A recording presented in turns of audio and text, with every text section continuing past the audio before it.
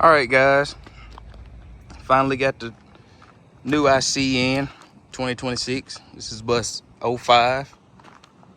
It's a 77 passenger. It's got the 260 horse Cummins, 660 torque with the 6-speed Allison transmission behind it. I went with the 557 gears in it after the sales rep came and me and him did a few calculations, MPG calculations, and it was either that or the 529, and I opted for the 557. Just because, you know, it being a school bus and not just a highway running vehicle, 529 that's a tall highway running gear, so 557 is a bit of both worlds. I didn't want to hire 614 or 588 rear end, so I went with the 557 to give me the best of both worlds. But full LED package, which is the state spec in Mississippi. Stainless steel mirror brackets, heated and powered mirrors. Something new I'm going to, like the last bus. The crossover mirror has LED lights to shine down on the ground for these early morning routes. Alcoa mirror polish wheels. That's all I order now is aluminum polished rims. Couldn't get a full chrome grille for some reason with this next gen I see you can't get a full fascia grille. So again, 260 horse. I don't really care for how all this is crammed up under here, but that's the data plate for those of you that want to see it. Did go with a on-off fan clutch. I think it's the FC 550 Borg Warner. So I opted to have under hood LED lights. This driver here is very, very particular about her bus, so even if it's cold, dark, raining outside, she's pulling the hood, so I had those added on for her. What else did we add? Instead of the roof mounted exterior air horn, I went with a under hood midship mounted black air horn. I went with the Bendix 80IP instead of the 89 dryer. This was a dealer item. The Pirelli tires, I would have rather had Continental tires on it. Push this closed.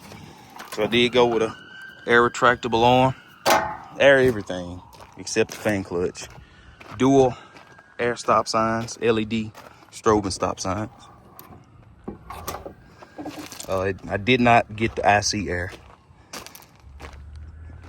This one does have a side exit exhaust. That's the first and the only bus here with side exit exhaust. 23,000 pound rear air suspension. Again, 557 rear end. LED docking lights on the rear. That's something I've been going to. This bus also has the lighting package I like on the side. So it's got the marker light here, midship turn signal there, and your front turn signal. Not only does it look good at night, it just helps other drivers on the road as well. Rear LED door module. This new state spec for Mississippi is the reflective material on the bumper. Some of them have yellow and black. I didn't want that. I had asked the dealer to do non-contrasting instead of the contrast, and it shows yellow and black. I wanted the ghost style look on this bus. Warning light visors. Diesel, of course.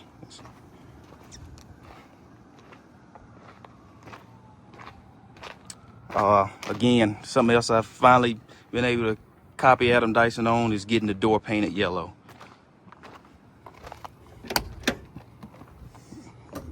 Not particularly happy with how these new doors operate, but they work, I guess. Pebble step tread, dual handrails coming into the bus here. This bus was supposed to have a blue interior and a one-piece floor, but they decided we didn't need that, so they canceled it and did just a regular gray interior and old school metal trim floor, which is fine. It's got Bergstrom installed by Bus Upfitters in Conway, Arkansas. single 50,000 BTU under seat heater, floor heater. Then I also got a midship on this one, single 50,000 BTU heater. Oh, some of the switches here. These all AC controls, boost pump, strobe light, you know, noise suppression, master flasher. Again, it's got powered mirrors on it and heated mirrors. Entry door open and close, as well as the redundant controls on the steering wheel. So open and close on this side, amber start, and I think this is red override. I hadn't played with this yet. I'm just actually looking at this bus. It's got 700 miles on it.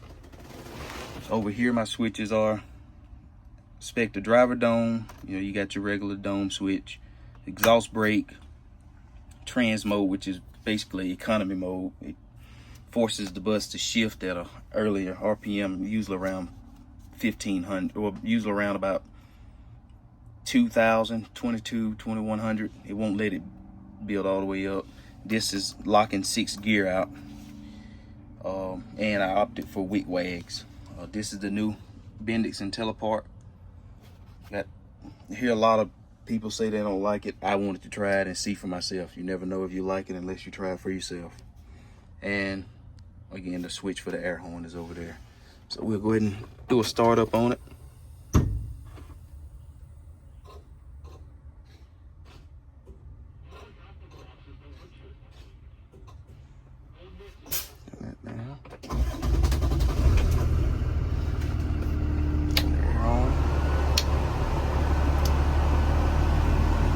Ramp the RPMs up. We got dash. Oh, it does have dash AC on this bus.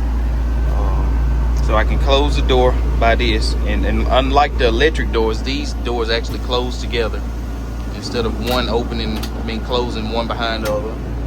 So if you turn the master switch on and you hit this, it should come up in the dash, and as well as have a pilot light down here. Here is I think is the, so that's the red override. So if you're coming up to a stop, you want to go ahead and have your stop signs out without opening the door. That's your third position on your door opener.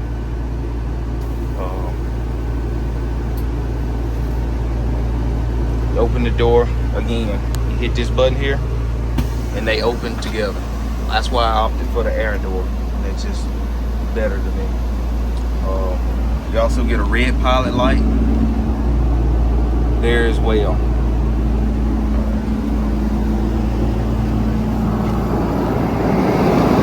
Turn the headlights on. This bus, I did spec this bus with the automatic headlights with the twilight sensors there in the middle of the dash. Again,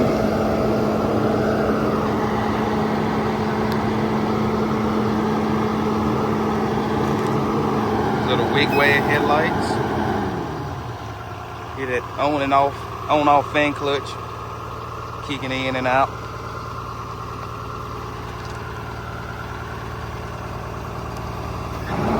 A lot of people might question why on-off fan clutch. I'm just gonna tell you, on-off fan clutch, when that fan is not needed, it's not running, so there's less drag on the engine.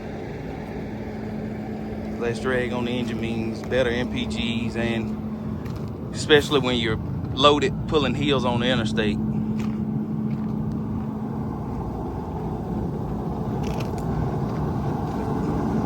Yeah, 2026 IC.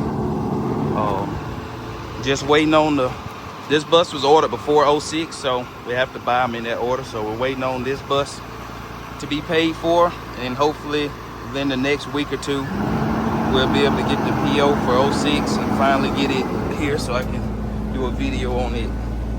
But hope you guys enjoy.